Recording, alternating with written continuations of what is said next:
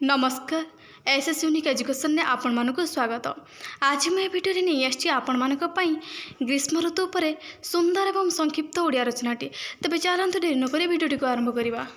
उपक्रम बैशाख और ज्येष्ठ मास होची ग्रीष्म ऋतुर समय। एही समय रे भीषण खरा हुए। एही समय को लक्ष्य करी भक्त कवि मधुसूदन राव लिखिछंती, ग्रीष्मे बैशाख ज्येष्ठ मास प्रचंड रौद्र प्रकाश।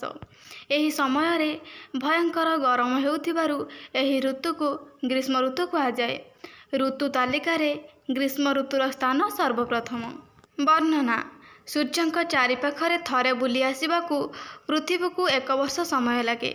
एही समय रे पृथ्वी केतेबेले सूर्यंक ठारू दूर रे गति करे तो पुणी आउ केतेबेले सूर्यंकर निकटवर्ती होई गति करे। पृथ्वी जेतेबेले सूर्यंकर निकटवर्ती हुए सेतेबेले पृथ्वीर जो पाखटी सूर्यंक आड़कू रही थाए सेही पाखटी रे भीषण गरम हुए। तेणु एही समय रे पृथ्वीर सेही पाखटी रे ग्रीष्म ऋतु होई थाए। एही ऋतुरे भीषण गरम अनुभूत हुए। नई नाल कूଅ और पोखरी आदि सुखी जाए। एही ऋतुरे खरा बेले झांझी पवन बहुथाए। मनुष्य पशुपक्षी कीटपतंग समस्ते कातर होई पड़ती। खरा बेले लोकमाने घर भितरे आश्रय नियंती।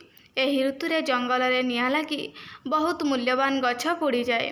संध्या बेले एही ऋतुरे शीतल पवन बहे। एही ऋतुरे आंब पणस आदि फल प्रचुर परिमाण रे मिली थाए। संध्या बेले मल्ली और हेना फूल फुटी चारिआड़ को बास छुटाई थाए।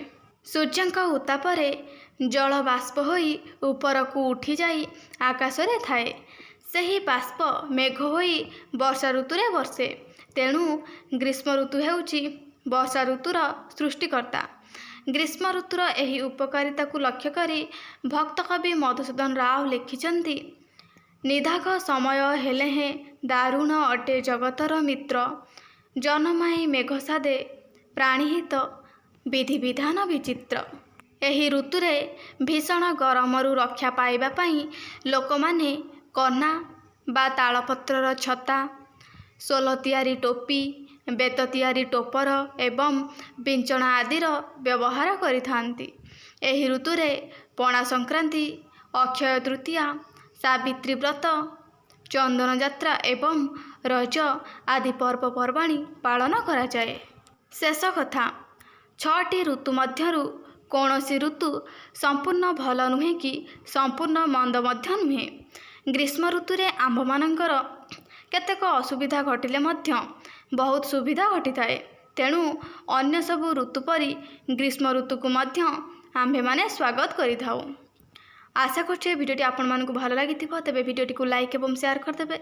चैनल नुआ थिले चैनल को सब्सक्राइब करिके ऑल नोटिफिकेशन को ऑन कर देबे। धन्यवाद।